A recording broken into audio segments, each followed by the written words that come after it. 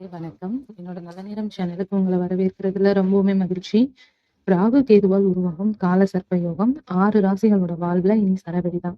இத பத்தி தான் இந்த பதிவுல நம்ம முழுமையா பார்க்க போறோம். இந்த பதிவு உங்கள தேடி வந்திருக்கு அப்படின்னா, இதுல முக்கியமான ஒரு விஷயம் உங்களுக்காக வந்து சேர்றதுக்காக கூட இருக்கலாம். இதுல உங்கள் ராசியும் இருக்கலாம். அதனால இந்த பதிவு வந்து கடைசி வரைக்கும் பாருங்க. அப்பதான் வந்து நான் சொல்றேன் என்ன சொல்லியிருக்கேன் அப்படிங்கிறத புரிஞ்சுக்க முடியும். மறக்காம அப்படியே நம்ம நல்ல நேரம் சேனல சப்ஸ்கிரைப் பண்ணிக்கோங்க. காலசர்ப்ப யோகம் வந்து இந்த மாதம் 23ஆம் தேதி முதல், அதாவது மார்ச் 4ஆம் தேதி வரை கிரகங்களோட சஞ்சாரத்தின் போது உருவாகுது. ராகு மற்றும் கேதுக்கு இடையே வந்து அனைத்து கிரகங்களும் பயணிக்கும் போது காலசர்ப்ப யோகம் வந்து உருவாகுது. இந்த மேஷ ராசியோட 5ஆம் வீட்ல வந்து ராகு கேது இருப்பதனால காலசர்ப்ப யோகம் உண்டாகுது. இந்த காலகட்டத்துல வருமானம் உங்களுக்கு எதிர்பாராத அளவு அதிகரிக்க போகுது. உங்களோட செலவுகள் எல்லாமே கட்டுக்குள்ள இருக்கும்.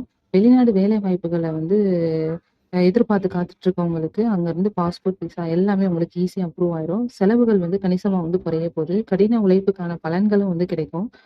நல்ல செய்திகள வந்து இந்த காலகட்டத்துல நீங்க கேட்க போறீங்க. 2வதா வந்து பார்த்தீங்கன்னா, மிதுன ராசி. இந்த ராசிக்கு 3 அப்புறம் 9ஆம் வீடுகள்ல காலசர்ப்ப யோகம் இருக்கிறதுனால வெளிநாடு வாய்ப்புகள் வரும். வேலையில பதவி உயர்வு, சம்பள உயர்வும் இருக்கு. தொழில், வியாபாரத்துல நல்ல நிலை ஏற்படும். வேலை இல்லாதவங்களுக்கு விரும்பிய வேலை கிடைக்கும். திடீர் செல்வம் வர்றதுக்கும் வாய்ப்பு இருக்கு.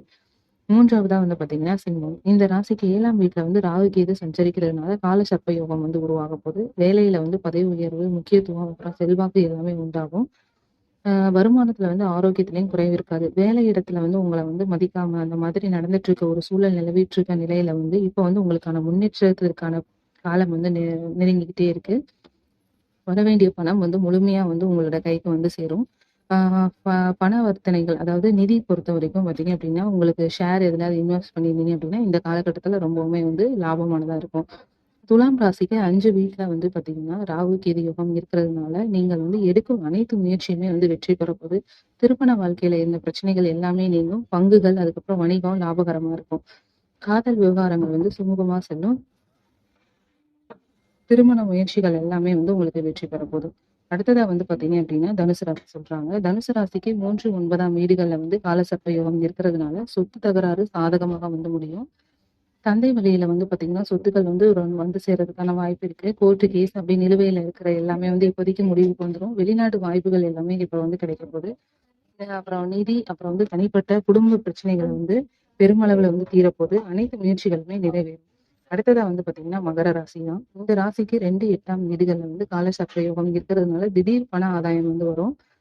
பரம்பரை சொத்துக்கள் கூட கிடைக்கிறதுக்கு வாய்ப்பு இருக்கு. வரவேண்டிய பணம் எல்லாமே கைக்கு வந்து சேரப்போது.